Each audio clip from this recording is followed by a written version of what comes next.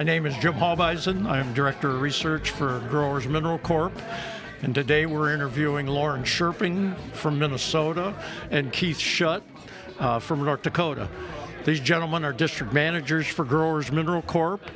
And I've asked them to do this podcast with me to talk about the area of the upper north central region. We're approximately in 30 states in the U.S., and then we do some work in Canada also. And I just want these guys to talk a little bit about what they see in their area. So, Keith, if you want to talk a little bit about your lime spreading business and kind of fill us in on that. Sure. So this year we started spreading lime about 18th of August, I believe it was. We spread the byproduct out of the American crystal sugar beet plants. We apply 10 ton to the acre because of the Fargo clay. If we don't apply that much, it seems like we can't shock things back into system. Right. So we've done about 85,000 ton this year. Yeah. Finished What up. about when you put on 10 ton, is that a pH problem? That's what all the farmers are going to ask about. You know, we already have high pH, so, you know, we put on that 10 ton, and of course, wouldn't you know it, the pH comes down. Yeah, amazing, So isn't it? it is, yeah. Yeah, So, it's you know, amazing. like I tell people, you know, just ask Siri what 0 divided by 0 is. Yeah. What about your clientele, the guys that have you spread lime for them? Is that building? Are they consistent? You know, a lot of people would say 10 ton, you're going to sterilize the soil. What are you finding? Well, I have guys that have been doing it for 12 years. I have guys that have never missed a year with me. So, you know, we're doing a couple hundred acres every year. Some guys that I spread for, we haven't been back over anything yet for the second time. And I have another customer that probably every time they go to put beets on it, we're probably covering maybe 1/3 of what's going to be beets. So that's every 3 years. What are the crops you're raising up there, basically? Sugar beets, wheat, spring wheat, hard red spring wheat, canola, soybeans, edible beans, dry beans, potatoes, corn. Tell guys geographically exactly where you're at. Very, very northeast corner of North Dakota. So we're 30 miles north of Grand Forks in the Red River Valley. How far from the Canadian border? We're 60 miles south of the border. Okay. Okay, Lauren, you're up next. Lauren's from Minnesota, and he wants to talk a little bit about, he's been with growers for a fair number of years, and you want to talk a little bit about your customers. Yeah, I live in central Minnesota, just west of Minneapolis, St. Paul. I had a lot of dairy farmers, but some of them quit because of the herd size and the age, so they kind of retired and are grain farming now. So, but yeah, a lot of those customers put lime on and stuff, and it worked real good.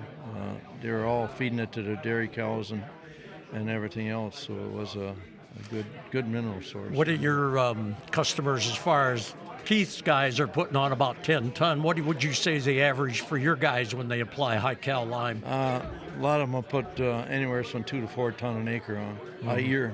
Yeah. You know, some of those guys got 35 ton on in the last 30 years. You know, So would you say your area is more row cropping, or you still have livestock farming going on? no, a lot of dairy farmers have gone to beef or are feeding out cattle right now, and you know, that's pretty much. That's a very interesting business. What are you seeing in that beef business? Boy, guys say it's pretty good right now. Right. Yeah. Prices seem to be creeping up a little bit. They've gone down a little bit, but they creep right on back up again. So Sure.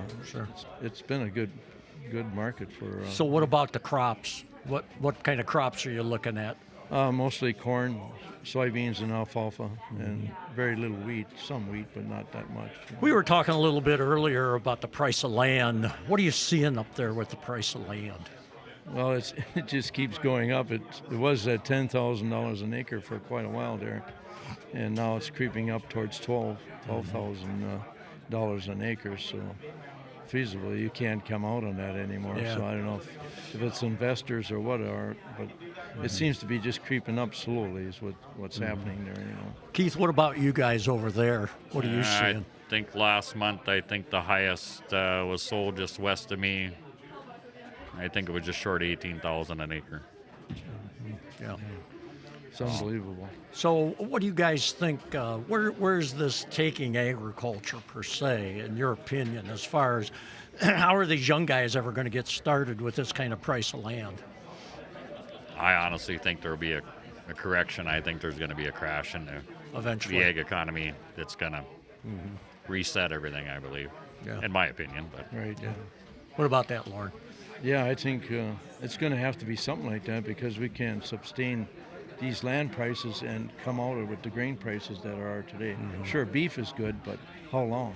Yeah, How right. long? How long is that going to be that way? So, I think, So, can you comment a little bit about the dairymen that are raising these beef animals? They call it beef on dairy per se. Can you comment a little bit about that? About what guys are doing?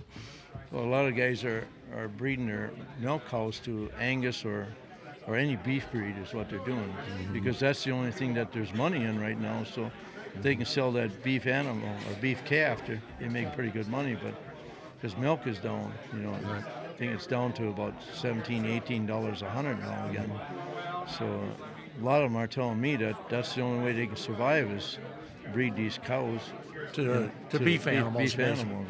Do you know anything about what they're doing with those animals then? I'm under the impression that they're taking them to guys that are feeding them to a certain weight and then they're gone. They go on as a fat cattle.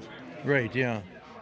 There's some of them that if they got the facilities, they'll feed it out themselves. I got you. Because a lot of these farmers got enough grain to do that. Yeah, I got you. So I got one particular customer that was milking 110 cows and he sold 50 cows off and he's feeding more feeder cattle. That's what he's feeding, So, but yeah, it's a changing world out there.